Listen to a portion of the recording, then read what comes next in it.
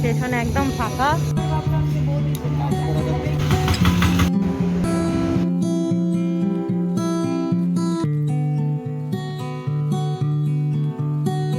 শুভ দুপুর বন্ধুরা, কেমন আছো তোমরা? আগের ব্লগে এখানেই শেষ করেছিলাম, তাই এখান থেকেই আবার শুরু করলাম। তোমাদেরকে বললাম আজকে আমরা বাড়ি ফিরে যাচ্ছি। জামশেদপুর থেকে খড়গপুরের পথে কি কি হচ্ছে অবশ্যই তোমাদের সঙ্গে শেয়ার করব, তাই চলে এলাম। দেখো এখানে ব্যাগ আর জিনিসপত্র সবগুলো রেডি করে নিয়েছি। এখানে বাবা মাও রেডি হয়ে বসে আছে। সব গোছানো হয়ে গেছে, একদম রেডি।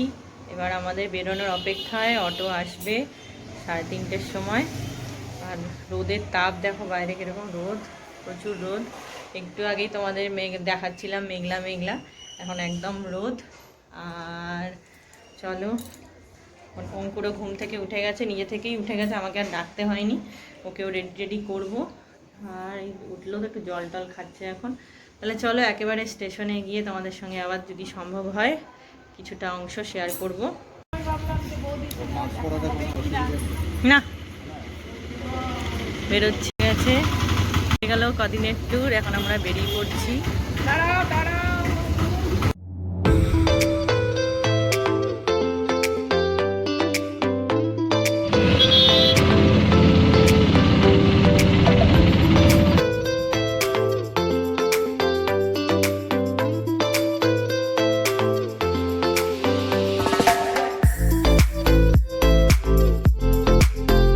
বন্ধুরা অটো থেকে নেমে এবার আমরা স্টেশনের পথে চলে এসেছি। স্টেশন প্ল্যাটফর্মের ভেতরে ঢুকছি। আর সাথে দেখো মাসি মেশো এসছে। স্টেশনে যাচ্ছি প্ল্যাটফর্মের দিকে।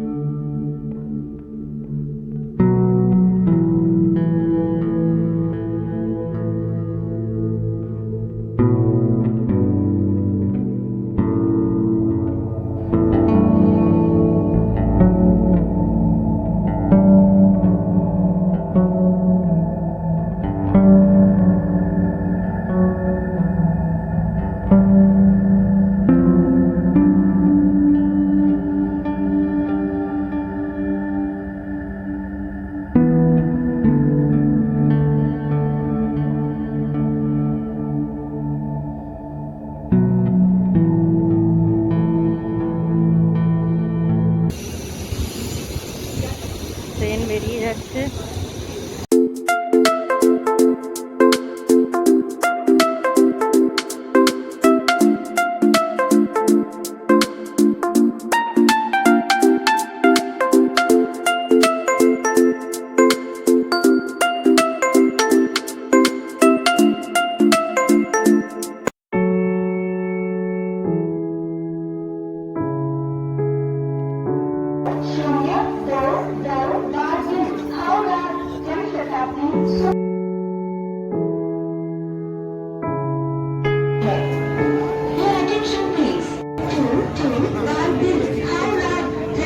এখন উঠে পড়েছি, বসেও পড়েছি, সিট পেয়ে গেছি।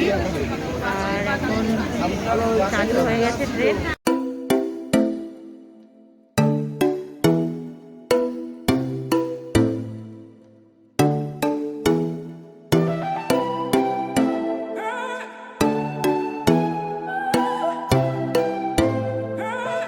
বন্ধুরা আমাদের ট্রেন তো ছেড়ে দিল, তোমাদেরকে বললাম আমরা বারবিল জনশতাব্দী এক্সপ্রেসে যাচ্ছি খড়গপুর। আর দেখতে দেখতে প্রকৃতির চারপাশটা তোমাদের শেয়ার করছি ট্রেনে যেতে যেতে। আর কটা দিন, 4টে দিন কিভাবে কেটে গেল বুঝতেও পারলাম না। যাই হোক, আনন্দ মুহূর্তগুলো তোমাদের সঙ্গে শেয়ার করতে পেরেছি, তার জন্য আমার খুব ভালো লাগছে। আর এখন দেখো জানলা দিয়ে পাহাড়, প্রকৃতি দেখতে দেখতে, মেঘ দেখতে দেখতে বাড়ির পথে এগোচ্ছি। আমাদের ট্রেন চলে যাচ্ছে আবার জামশেদপুরের বুক ছেড়ে আবার খড়গপুরের পথে। তোমাদের সঙ্গে খড়গপুর থেকে প্রকৃতি অনেক কিছু শেয়ার করেছি পথে। আর এখন দেখো আমরা পৌঁছে যাচ্ছি আবার সেই আমাদের নিজেদের চেনাশোনা পরিচিত এলাকাতে। আর এখন দেখো একটু চা খেয়ে নিচ্ছি। আর আবার আমাদের ট্রেন ঝড়ের গতিতে চলেছে, কত দূর কত দূর আর কত দূরে। দেখো চা খেতে খেতে তোমাদের সঙ্গে একটু গল্পও করছি। আর আস্তে আস্তে সন্ধ্যা নেমে আসছে, তাই অন্ধকার হয়ে আসছে চারপাশটা। এখন আমি একটু বাইরের দিকে দৃশ্য দেখতে দেখতে একটু চা খেয়ে নিচ্ছি আর তোমাদের সঙ্গেও শেয়ার করছি। আর মোটামুটি প্রচণ্ড মেঘলাও হয়ে আছে, মনে হচ্ছে রাস্তায় যেতে যেতে বৃষ্টির দেখা পেয়ে যাব। জানি না, যদি পেয়ে যাই বৃষ্টির দেখা অবশ্যই তোমাদের সঙ্গে শেয়ার করব। দেখো প্রায় সন্ধ্যা নেমে এসেছে, অন্ধকার হয়ে এসেছে, আকাশের রূপও বদলে গেছে, একদম অন্যরকম রূপ আকাশের দেখতে পাচ্ছ তোমরা। এই আকাশের দিকে তাকিয়ে একটা গানই মনে পড়ছে, নীল দিগন্তে ওই ফুলের আগুন লাগলো লাগলো, নীল দিগন্তে। আর কিছু গানটা করলাম না, তার কারণ যদি কপিরাইট আসে তাই। আর এখন দেখো অঙ্কুর এখানে বসে আছে, দুষ্টুমি করছে। ও একদম সিটে একা বসে থাকবে, তাই এরকম করে বসে আছে। তারপরে ও ভাবছে যে কতক্ষণে আমরা নামবো। যাই হোক, ওরও বেশ আনন্দই কাটলো কটা দিন। এখন ওর এখানে আমাদের একটা সিটের সামনে একটা টেবিল আছে, সেই টেবিলের উপর বসে বসে ট্রেনটাও দুলছে, সাথে সাথে ও দুলছে। যাই হোক, এইসব দেখতে দেখতে আমাদের পৌঁছে গেল ট্রেন আমাদের নিজেদের এলাকায়। এসেছি, খড়গপুরে নেমে গেছি। এখন আমরা যাচ্ছি, গাড়ি করে যেতে হবে ঘর। মোটামুটি ফাঁকাই আছে স্টেশন, ওঠার সময়টা একটু ভিড় ছিল, এখন মোটামুটি ফাঁকাই আছে। তোমাদের সঙ্গে আবার কথা হবে। পিছনে মা আসছে, ট্রেনটাও ছেড়ে দিল।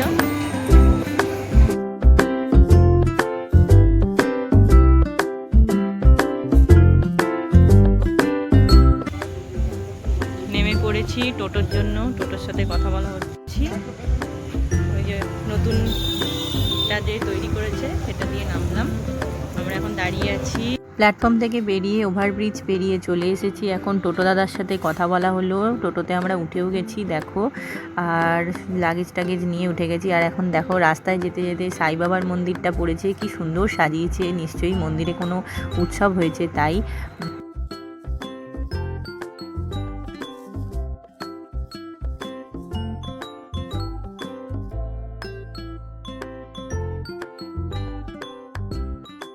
ঘরে এসে ফ্রেশ হলাম, ফ্রেশ হয়ে আগে চা বসালাম, একটু দেখালামই তোমাদের।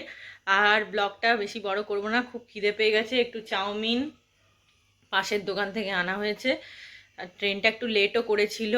যাই হোক, মোটামুটি ভালো মতন পৌঁছে গেছি, সব ঠিকঠাক। আর আজকের ব্লগটা এখানেই এন্ড করছি, খুব টায়ার্ড, একটু রেস্ট নিতে হবে। সবাই ভালো থেকো, সুস্থ থেকো। ভিডিওতে কিছু ভালো লাগলে লাইক কমেন্ট শেয়ার করো, চ্যানেলকে সাবস্ক্রাইব করতে একদম ভুলো না। আজকের মতন এটুকুনি, নেক্সট ব্লগের অপেক্ষায় থেকো। টাটা, ভালো থেকো সবাই।